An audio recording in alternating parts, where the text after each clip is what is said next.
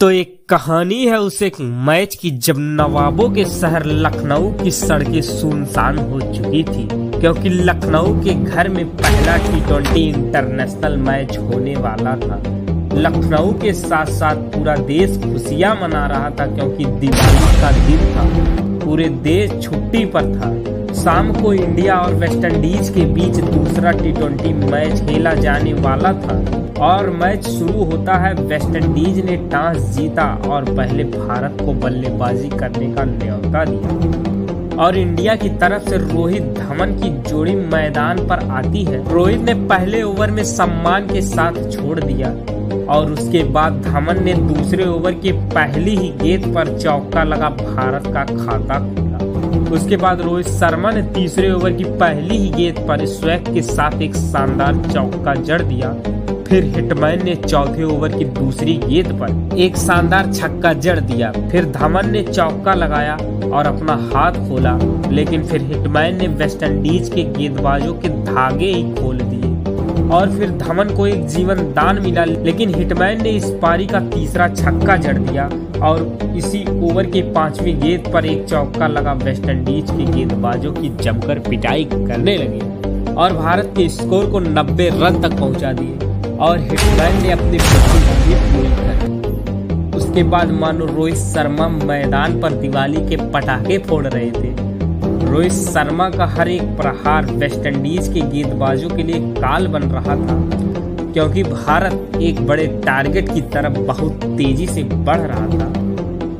Shikhar Dhawan shot लगाने के चक्कर में 43 रन पर आउट हो गए और भारत को पहला विकेट 123 रनों पर ही गिर गया। अब भारत को एक अच्छी शुरुआत मिल चुकी थी और 6 ओवर बाकी थे।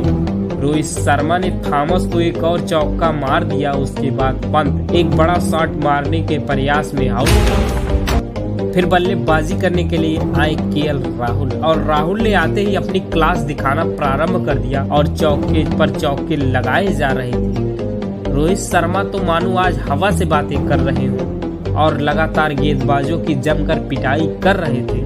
राहुल ने एक छक्का लगाया और रोहित शर्मा ने देखते ही देखते अपना शतक पूरा कर दिया और पूरी दुनिया के सामने छोटी दिवाली पर एक बड़ा धमाका कर दिया और नवाबों के शहर में रोहित शर्मा की दादागिरी देखने को मिली और 58 गेंदों में यह चौथा इंटरनेशनल T20 शतक रोहित की कहानी की करिश्मे को बयां कर रहा था। उसके बाद रोहित शर्मा रुके नहीं और इसके बाद एक और छक्के के साथ वेस्ट इंडीज को 193 रनों का टारगेट दिया। इस पारी में रोहित शर्मा का शतक देखने को मिला। पूरे देश ने खुशी से रोहित शर्मा का इस्तकबाल किया। यदि आप भी इस वीडियो को देखकर एंजॉय कर रहे हैं तो इस वीडियो को एक लाइक कर चैनल को सब्सक्राइब कर लें। अब इस पहाड़ जैसे लक्ष्य का पीछा करने उतरी वेस्ट इंडीज और वेस्ट इंडीज की पारी की शुरुआत करने आ रहे थे सेहोप और सिमरन हेटमायर और पहले ओवर ने होप ने वेस्ट इंडीज के होप को बनाए रखा और भुवनेश्वर कुमार को एक छक्का मार दिया। लेकिन अगले ओवर में खलील ने सेहोप की गिल्लियां उखाड़ पूरे वेस्ट इंडीज पवेलियन में खलबली मचा दी। 6 रन बना होप आउट हो गए। फिर हेटमायर ने भी अपने हाथ खोले और अच्छे शॉट खेले जा रहे थे, लेकिन खलील ने खलबली मचा दी और हेटमायर को वापस पवेलियन भेज दिया। फिर ब्रोमो को कुलदीप ने आउट कर दिया और फिर मैदान पर आए निकोलस पूरन और आते ही कुलदीप यादव ने उन्हें वापस पवेलियन भेज दिया। बीच मैदान में कुलदीप की गेंद ने उनकी डंडा उखाड़ दिया। एक गेंद नहीं, कुलदीप का जादू था जो सर चढ़कर बोल रहा था। अभी भी यह मैच बाकी था, क्योंकि वेस्ट इंडीज के सबसे खूंखार विस्फोटक बल्लेबाज कायरन पोलार्ड अभी मैदान पर खड़े थे और मैदान पर आते ही उन्होंने अपना संकेत दे दिया। लेकिन बुमराह के आगे उनकी एक ना चली और बुमराह के हाथों ही कैच थमा वापस पवेलियन चल दिए। अब यहाँ से इस मैच को एक ही टीम जीत सकती थी, वो थी टीम इंडिया। उसके बाद मानो शेर के मुंह में खून लग गया। भारतीय गेंदबाज विकेट पर विकेट चटकाए जा रहे थे।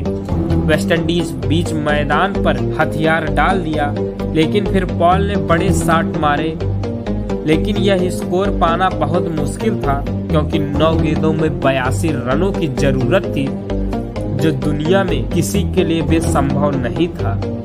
और इंडिया ने इस मैच में वेस्टइंडीज को हरा दिया था और इस प्रकार वेस्टइंडीज घुटने टेक दिया। इंडिया ने दिवाली का दमदार तोहफा दिया और इस मैच के साथ साथ इस सीरीज को भी अपने नाम कर लिया। फिर से रोहित शर्मा के शतक में वेस्टइंडीज उड़ गई। और आपको यह वीडियो जरा भी पसंद आई हो तो इस वीडियो को एक लाइक कर चैनल को सब्सक्राइब कर लें, क्योंकि यहाँ इसी प्रकार की match story, match documentaries video आती रहती है। मिलते हैं अगले वीडियो में, तब तक के लिए धन्यवाद।